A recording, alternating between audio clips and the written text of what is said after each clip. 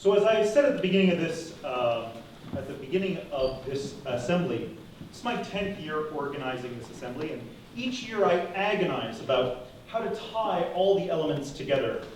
We want to make sure that the boys have a strong voice, but also make it relevant to everybody else.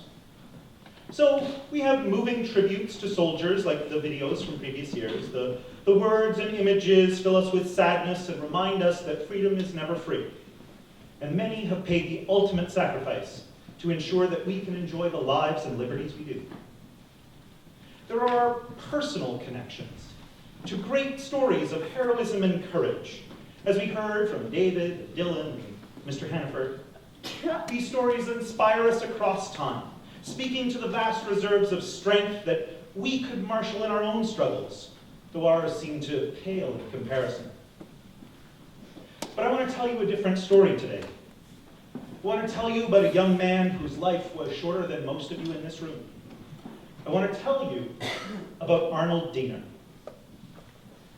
As we commemorate the start of World War II 80 years ago, I want to tell you about Arnold Diener because you were never supposed to know he existed. Arnold Diener was born in 1929 to Adolf and Doris in the town of Rzeszów in southern Poland. Rzeszów was a prosperous city in a newly independent Poland. Before the First World War, it had been taken over by Germany, Russia, Austria. So after the First World War was the first time in centuries that an actual state of Poland existed. In the city of Rzeszów, Jews made up about 40% of the 40,000 people who lived there. And they got along reasonably well with their neighbors for more than 400 years. But on the morning of September 6, 1939, 10-year-old Arnold would have been woken to the sound of bombing. The invasion of Poland had begun. And by the afternoon of the following day, Germans controlled the city. Knowing that Germany was persecuting the Jews, the Dieners, like many Jews, fled to the Russian-occupied territory of Poland. They ended up in the city of Lwów.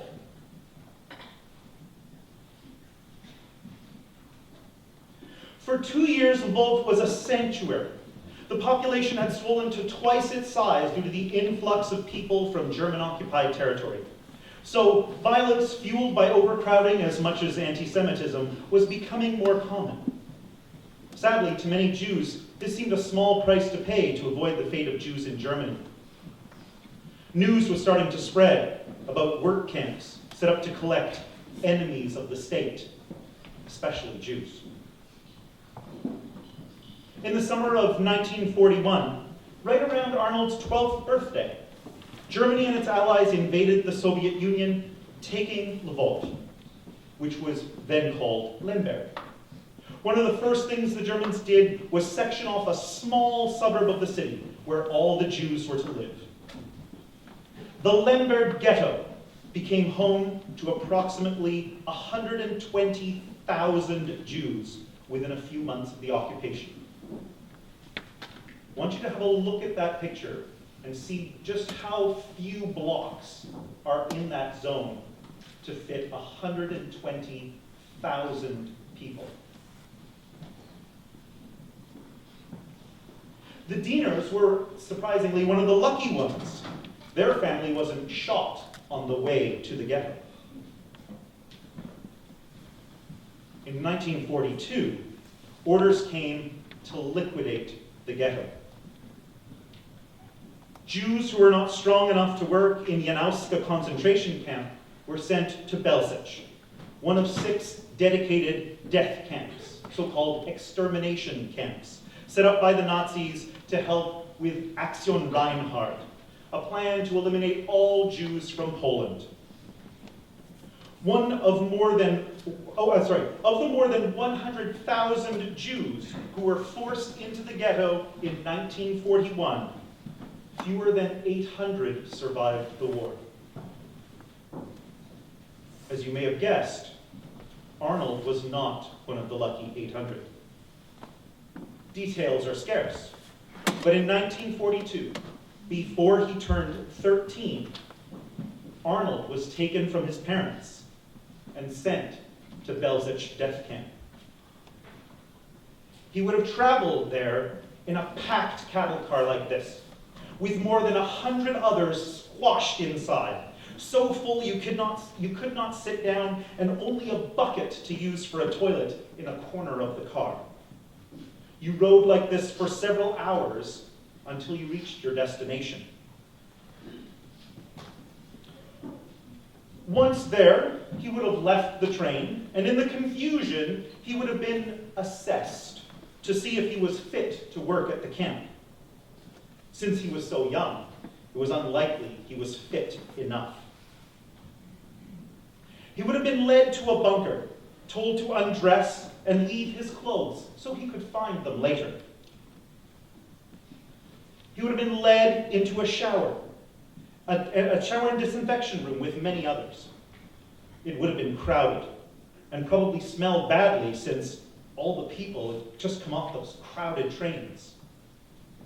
As they stood there, waiting for the water, gas pellets were dropped into the chamber, and one by one, everyone in the shower would have died. It could have taken as much as 40 minutes for everyone to succumb.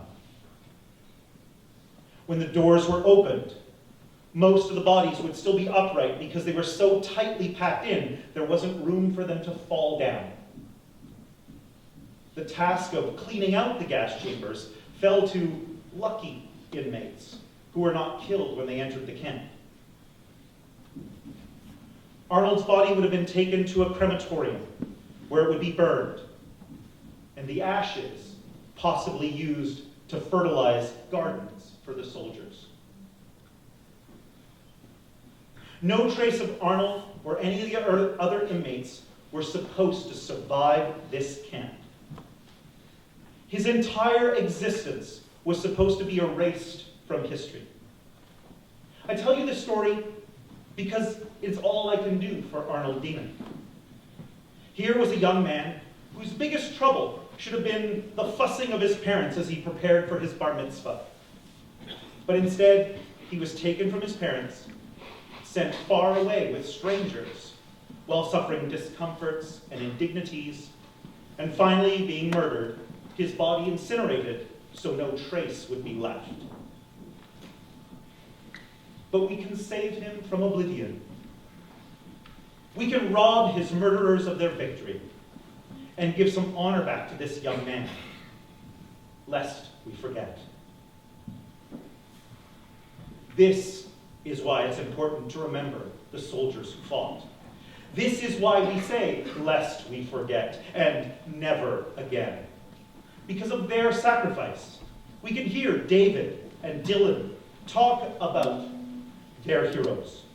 Because of their sacrifice, we can enjoy time in and out of class with our colleagues like Messiah or Mr. Elvin.